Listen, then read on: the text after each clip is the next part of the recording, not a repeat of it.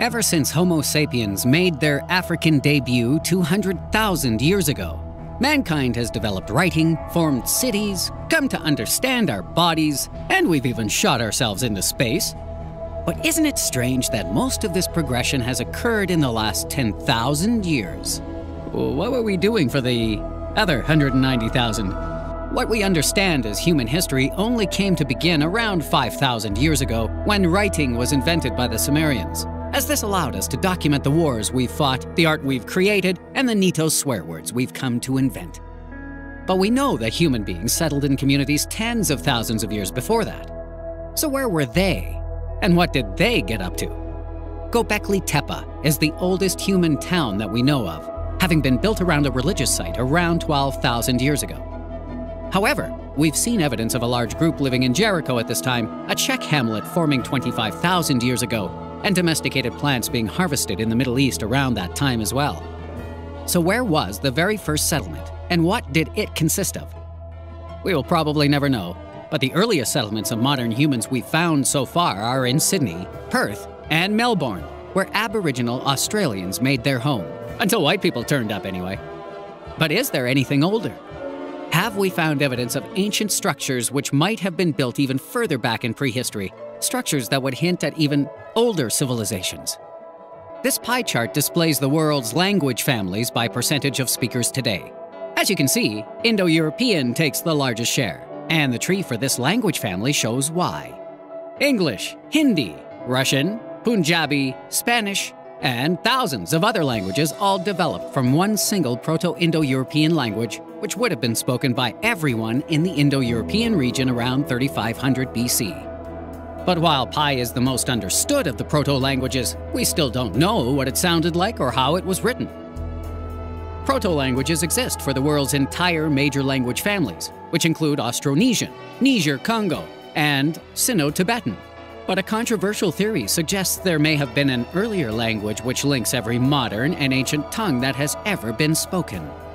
Italian linguist Alfredo Trombetti believes our world's universal language developed between 200,000 and 100,000 years ago. This language probably wasn't spoken, as humans only developed the ability for complex speech 50,000 years ago. But it may have consisted of clicks or other noises, as well as rudimentary sounds or runes in lieu of an alphabet. This language could have easily spread among the condensed human population before we left Africa, before morphing into new dialects as populations spread out. There have been many archaeological discoveries that indicate we humans developed certain technologies earlier than we currently think. And while some of them seem to stretch the boundaries of credibility, others may actually point to the formation of civilized human societies before human history was recorded. For example, there's a system of caves near China's Mount Beigong, which contains a 150,000-year-old plumbing system that leads to a nearby lake.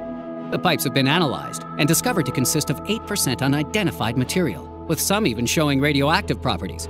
What were these pipes used for? And who built them? Another even more incredible discovery was made in Russia's Ural Mountains in 1992, when microscopic copper and tungsten spirals were found embedded within 300,000-year-old mineral deposits.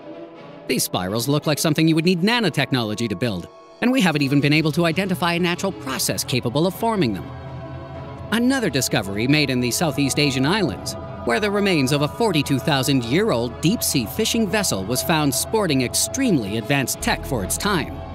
This may not sound exciting, but it implies that we've had the ability to sail long distances long before we thought possible, and certainly goes a long way to help explain colonization of that area of the globe. So, were humans capable of traversing the globe during the last glacial period? If they could sail 700 kilometers, why not 1,000 or 2,000?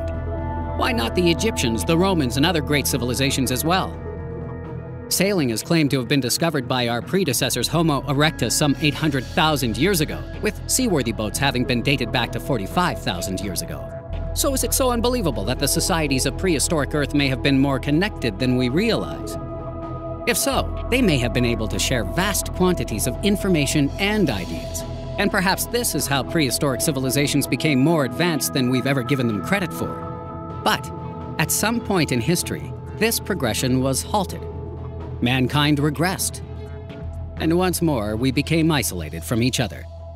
This is the Bosnian Pyramid, and carbon dating shows that if it was constructed by humans, it may have been built over 25,000 years ago.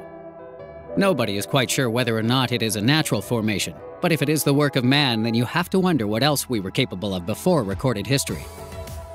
Another structure claimed to be man-made is Bimini Road, a series of underwater rock structures which date back 19,000 years. Advanced civilizations were only thought to have developed the ability to build things like this 5,000 years ago. So have we got history entirely wrong?